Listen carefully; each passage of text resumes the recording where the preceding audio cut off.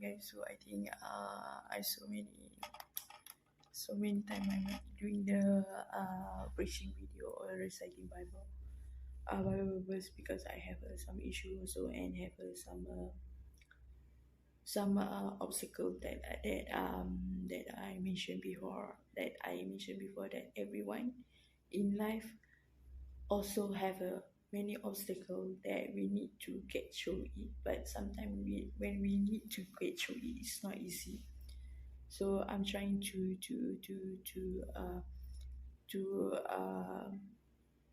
get through it, but it's not easy. I tell you, it's not easy, right? Okay. Pada hari ini, okay, but today I want to revise the Bible about the chapter Leviticus. Alright, on the Leviticus on the chapter 9. Okay, pada hari ini Injil akan memberitakan tentang fasa imamat yang ke-9. Imamat yang ke-9, okay? Iaitu para imam menerima jabatannya. Pada hari yang ke-8 Musa memanggil Harun serta anak-anaknya dan para tua-tua Israel. Lalu berkatalah ia kepada Harun, ambillah bagimu sendiri seekor lembu muda untuk korban penghapus dosa dan seekor domba jantan untuk korban bakaran. Kedua-duanya yang tidak bercela. Kemudian persembahkanlah itu di hadapan Tuhan. Dan kepada orang Israel haruslah engkau berkata begini, ambillah seekor kambing jantan untuk korban penghapus dosa dan seekor anak lembu dan seekor domba. Masing-masing berumur setahun dan yang tidak tercela untuk korban bakaran. Dan lagi seekor lembu dan seekor domba jantan untuk korban keselamatan supaya dikorbankan di hadapan Tuhan. Dan korban sajian yang diolah dengan minyak kerana pada hari ini Tuhan akan menampakkan diri kepadamu.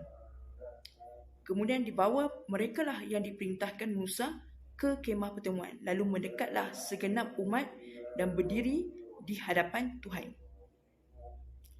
Kata Musa, inilah firman yang diperintahkan Tuhan kamu perbuat agar kemuliaan Tuhan tampak kepadamu.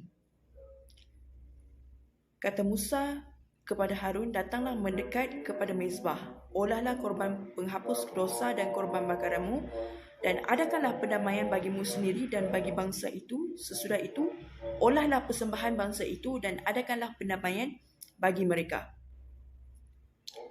Seperti yang diperintahkan Tuhan, maka mendekatlah Harun kepada mezbah dan disembelihnya anak lembu yang menjadi korban penghapus dosa baginya sendiri. Anak-anak Harun menyampaikan darah lembu itu kepadanya dan Harun mencelupkan jarinya ke dalam darah itu dan membubuhnya pada tanduk-tanduk mezbah. Darah selebihnya dituangkan pada bahagian bawah mezbah. Lemak, buah pinggang dan umai hati dan korban penghapus dosa itu dibakarnya di atas mezbah, seperti yang diperintahkan Tuhan kepada Musa. Tetapi daging dan kulitnya dibakar habis di luar perkemahan. Kemudian ia menyembelih korban bakaran, lalu anak-anak Harun menyerahkan darah korban itu kepadanya. Maka Harun menyiramkannya pada mezbah sekelilingnya. Juga diserahkanlah mereka kepada korban bakaran itu menurut bahagian-bahagian tertentu beserta dengan kepalanya, lalu dibakarnya di atas mezbah. Sesudah itu dibawanya persembahan bangsa ke mezbah, diambilnya kambing jantan yang akan menjadi korban penghapus dosa bagi bangsa itu. Lalu disembelihnya dan dipersembahkannya sebagai korban penghapus dosa seperti yang pertama. Kemudian dibawakannya lah korban bakaran ke mezbah dan diolah-olahnya sesuai dengan peraturan. Selanjutnya dibawanya lah korban sajian dan diambilnya segenggam daripadanya, lalu dibakarnya lah di atas mezbah di samping korban bakaran pada waktu pagi. Pada waktu pagi, ia menyembelih juga lembu dan domba jantan yang akan menjadi korban keselamatan bagi bangsa itu. Anak-anak Harun menyerahkan darah korban itu kepadanya, maka Harun menyiramkannya pada mezbah sekelilingnya. Tetapi segala lemak dari lembu dan dari domba jantan itu, yakni ekor yang berlemak, lemak yang menutupi isi perut, buah pinggang dan umbai hati, segala lemak itu diletakkan mereka di atas dada kedua korban itu, lalu Harun membakar segala lemak itu di atas mezbah.